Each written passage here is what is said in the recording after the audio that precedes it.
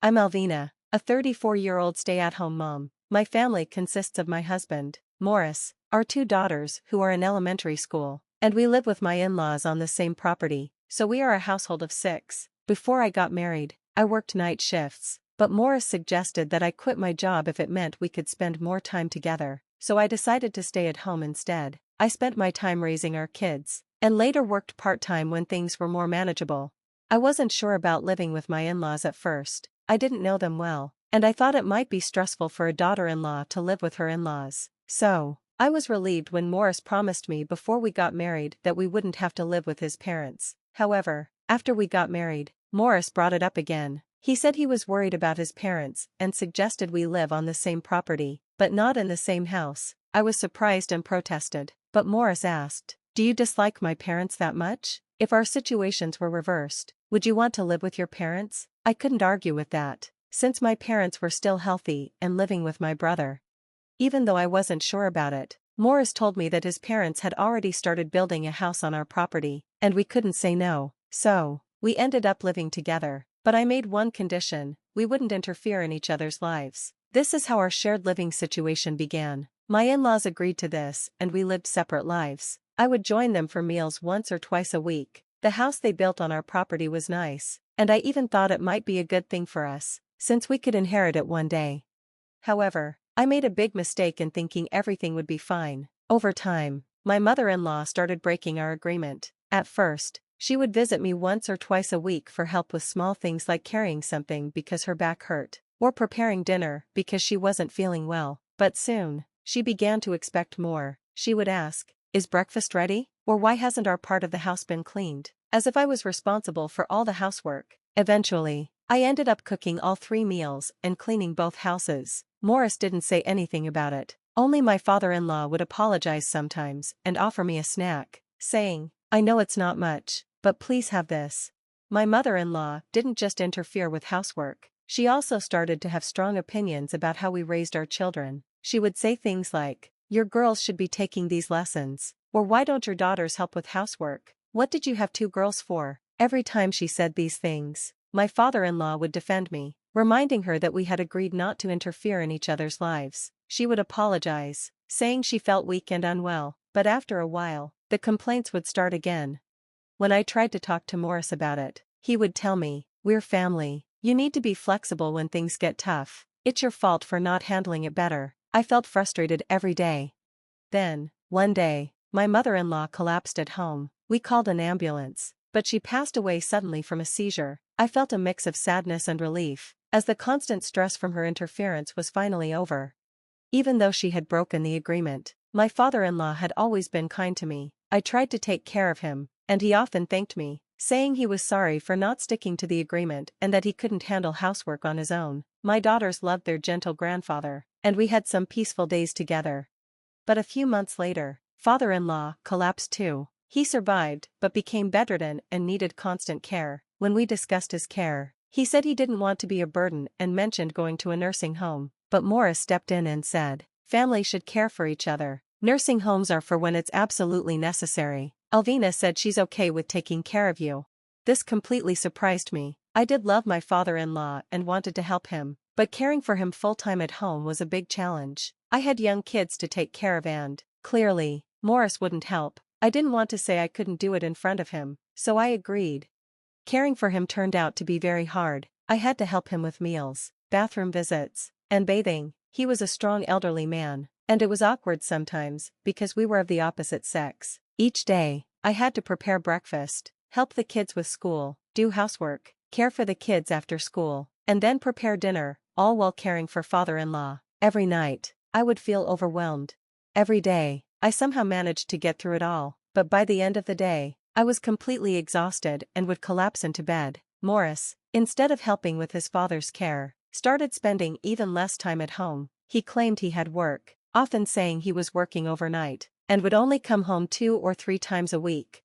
Because I never knew when he'd come back, I struggled to prepare dinner on time. When I was too tired to cook anything elaborate, I would make something simple, but Morris would get angry. He'd complain, "I'm working so hard, and this is all I get?" When I asked for help with housework or caring for his father, he would respond, "You're a full-time homemaker. Caring for my father is your job.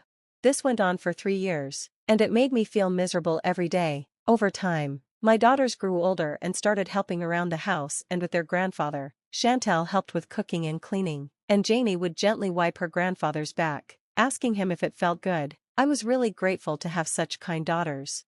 One day, Morris left his phone at home when he went to work. Despite knowing better, I couldn't resist the temptation to look through it. His password was his birthday, so I could easily unlock it. What I found shocked me. It turned out that Morris had been having an affair since I started taking care of his father, and they even had a child together.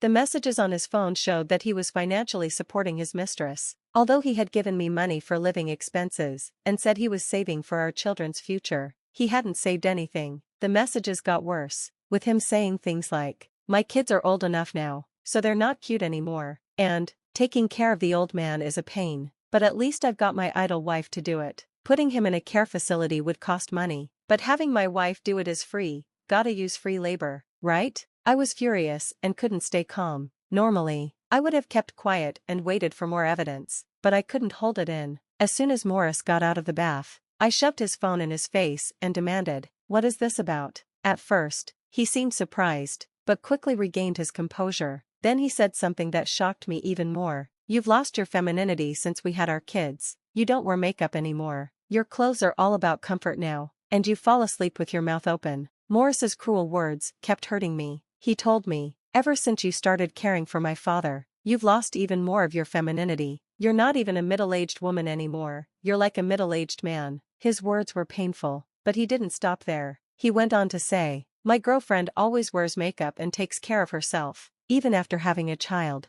I don't plan on divorcing you, but my love is for her and our child. Once my father is gone and the kids are adults, I plan to kick you out and live with her."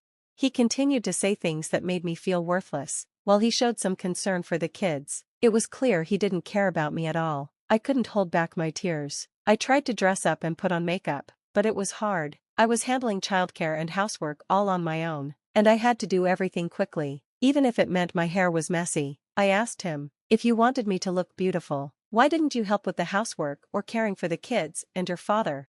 But Morris was unkind in his reply. "Look at other women. They stay beautiful while raising their kids. You're just not efficient. As a stay-at-home mom, you have no right to argue with me. I'm the one putting food on the table. If you have a complaint, you can divorce me." He added coldly, "For a woman your age, job opportunities are limited. Do you really think you can raise our 2 kids on alimony and compensation from me?" I felt crushed and couldn't respond. I wanted to think about the children, and I couldn't bring myself to divorce him. But Morris said, "You can't, can you? If you care about the kids, you'll take care of my father until the end. After that, you'll work as my housekeeper. Don't worry, when the kids grow up, they'll help you, so you'd better treat them well." Then, he went to his room with a satisfied smirk on his face. I was stunned and didn't know what to do. Eventually, I regained my composure and went to take care of my father-in-law. I tried to act like everything was fine, but it must have been clear something was wrong. He asked me, "Is something wrong?" I tried to brush it off, but I couldn't hold back my tears and ended up telling him everything. After listening to me, father-in-law said, "Alvina, I have something for you. Can you come back in a few hours?" I did as he asked, and when I returned, he gave me a piece of paper with someone's contact information on it. He said, "Contact this person. They know everything. I should be the one to act, but with my condition." And he smiled. A few days later, Morris told me, "I'll be on a business trip for a week. I guess it's better for you too if we call it a business trip, right? I'll enjoy the sightseeing." I decided to take action while Morris was away on his week-long business trip. A week later, when he came home, he was furious and panicked. Everything was gone. I calmly asked him, "How was your week-long affair trip? Did you enjoy it?" Morris shouted, demanding to know what was going on. I explained to him that the contact my father-in-law had given me was for a man named Mr. Corey, an old friend of his who was a large landowner. Mr. Corey had always wanted the land where my in-laws' house stood and had been trying to buy it for a long time. My father-in-law had always refused, saying he planned to leave it to his son, Morris, but after seeing how Morris was acting, my father-in-law decided it was best to sell. Before Morris left, I had already spoken to Mr. Corey and we arranged to sell the house and land for a price much higher than the market rate. My father-in-law even asked Mr. Corey to demolish the house during the week Morris was gone. When Morris returned, all he found was an empty lot. We planned to build a new house using the money from the land sale. When Morris heard this, he tried to convince me to rely on him, saying, "You're jobless, right? Even if your father builds a house, you can't expect to live comfortably without my income." But I told him, "Don't worry about me. I got a job offer from a company run by an acquaintance."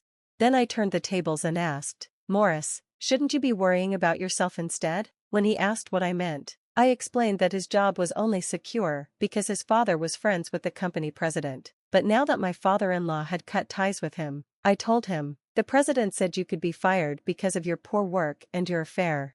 Morris tried to excuse himself, saying, "I didn't mean it. I was just angry. I wasn't really going to leave you. We're family. Let's work things out." But I firmly told him, "My family now is my daughters and my father-in-law. Goodbye." Then I hung up on him.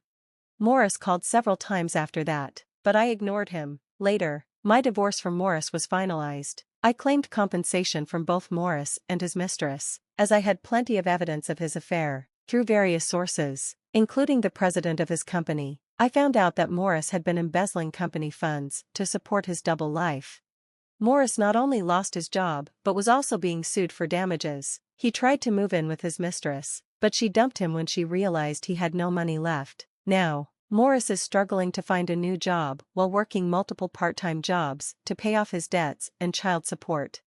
As for me, I plan to live with my daughters and my father-in-law in a rented house until we can move into the new house my father-in-law is building for us. When my father-in-law offered to build the house, he said he wanted to move into a care facility, and that he wanted us to live happily there. I told him, "What are you talking about, Dad? We're family. It would make the girls sad. Let's live together." My daughters also took his hand and said, "We want to live with Grandpa." My father-in-law, with tears in his eyes, thanked us. Although it's tough to work and take care of him, my daughters help out.